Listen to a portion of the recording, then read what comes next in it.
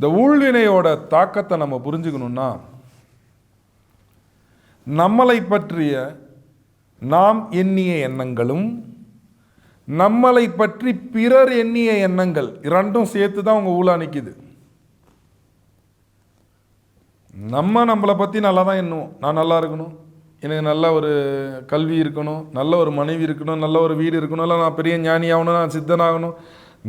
நம்மளை பற்றி நல்லா தான் நினச்சிக்கிட்டு இருப்போம். நம்மளை பற்றி நம்ம நல்லா ஆரோக்கியமாக இருக்கணும் அப்படின்னு தான் நினைப்போம். ஆனால் அப்படி இருந்தும் இதெல்லாம் என் வாழ்க்கையில் நடக்கலை.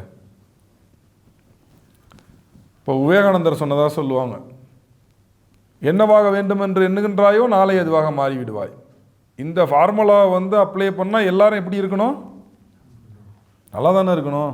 அப்புறம் ஏன் கஷ்டப்படுறீங்க? யாராச்சும் நான் நல்லா இருக்கக்கூடாது, என் குடும்பம் நல்லா இருக்கக்கூடாது நினைப்பாங்களா? என் உடம்பு ஆரோக்கியம் கெட்டு போகணும் நினைப்பாங்களா? நினைக்கவே மாட்டோம். எல்லாருமே நம்ம என்ன நினைப்போம்?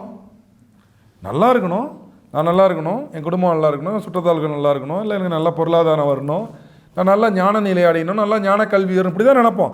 ஆனால் இதெல்லாம் நம்ம நினச்சாலும் அது நடக்கிறது இல்லை. ஏன் அப்படின்னா, உங்களை பற்றி பிறர் எண்ணிய எண்ணங்கள் இது ரெண்டும் சேர்த்து தான் உங்களை அடுத்த நாளை டிசைட் பண்ணுது. இதனால தான் மகான்கள்லாம் இந்த அப்பியாசம் பண்ணும்போது என்ன பண்ணாங்கன்னா, காட்டுக்கு ஓடி போயிட்டாங்க. நாட்டுக்குள்ளார வாழ்ந்தால் தானே நீ என்னை பற்றி எண்ணுவேன்.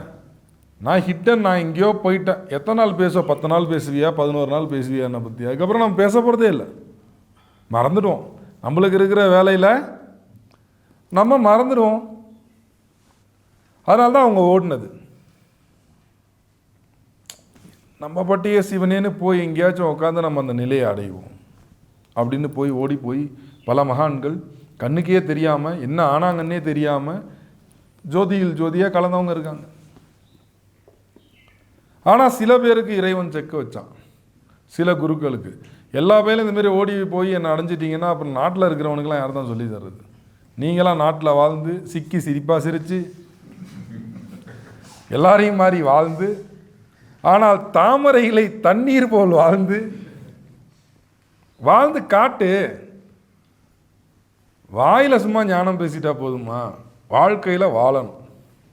இப்போ நம்ம சொல்கிறோம், ஐயா ஒரு சாம நேரம் உட்காந்துட்டா எந்த ஒரு சிந்தனையில் இறைவனை மட்டும் நினைத்து அருட்பெரும் ஜோதி ஆகிய ஆண்டவரின் ஒரே ஒரு சிந்தனையில் நம்ம ஒரு சாம நேரம், ஏறக்குறைய 3 மணி நேரம் அப்படி உட்காந்துட்டோம்னா உங்களுக்கு அருட்பெரும் ஜோதி ஆண்டவர் உடனே அருள் புரிகிறாருன்னு வள்ளல் பிரான் ராமலிங்க சுவாமி சத்தியமான வாக்கு சொன்னாங்க.